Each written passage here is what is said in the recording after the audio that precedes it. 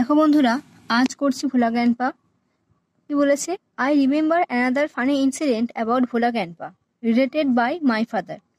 আমার মনে মানে আমি স্মরণ করছি অন্য একটা খুবই হাস্যকর ঘটনা, যেটা কিনা বাবার সঙ্গে সম্পর্কিত। আর কাকে নিয়ে? ভোলা দাদুকে নিয়ে। It had been a rainy afternoon. এটা ছিল একটা বৃষ্টিমুখর দুপুরবেলা। Bhola grandpa, wild with excitement, told my father and his friends that he had seen a gang of pirates. ভোলা দাদু একটু খুবই উত্তেজিত হয়ে আর কি বাবাকে এবং তার বন্ধুকে বলেছিলেন যে তিনি দেখেছেন একটা দল জলদস্যুকে। পাইরেট মানে হচ্ছে জলদস্যু।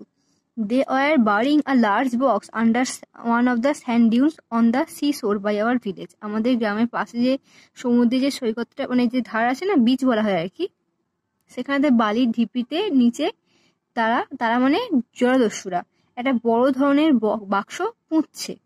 At once father and his friend started looking for the hidden treasure.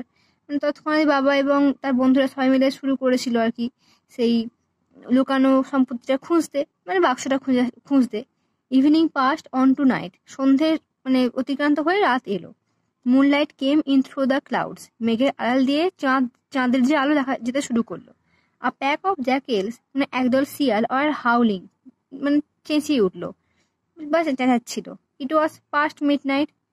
মধ্যরাত হলো। At this point of time Bhola Dadu confess that there was no real treasure, it was all a dream which he had during his midday nap. যখন একদমই মধ্যরাত হয়ে গেলো, ঠিক সেই সময়তে ভোলা দাদু কি স্বীকার করলেন বা বললেন না, এইটা কিন্তু কোনো আসল বাক্স বা আসল কোনো কিছুই ঘটেনি, বা সম্পত্তি আসল কিছুই ছিল না। এইগুলো সবই ছিল তার না দুপুরবেলায় যে একটা ছোট্ট করে মানুষ করে না, ঘুমোয় না কিছুক্ষণের জন্য, ক্লান্তি দূর করার জন্য, তাকে বলা হয় ন্যাপ। তো তখন সেই স্বপ্নটা দেখেছিল। Once Bhola grandpa had a great adventure in the Sundarban. একদা ভোলা দাদু সুন্দরবনে গিয়েছিলেন অ্যাডভেঞ্চার করার জন্য বা রোমাঞ্চের জন্য। In those days royal Bengal tigers freely roam the dense jungle of the Sundarban. সেই দিনগুলোতে রয়্যাল বেঙ্গল টাইগার বাঘেরা আর কি মুক্তভাবেই ঘন জঙ্গলে ঘুরে বেড়াতো সুন্দরবনের। People to care of to move about only in groups, particularly after sundown. সূর্যাস্তের পর যখন সূর্য ডুবে আসছে, তখন কিন্তু মানুষজনরা খুব সাবধানতার সঙ্গে বা কোনো দল বেঁধে ছাড়া বাইরে বেরোতে চাইতো না।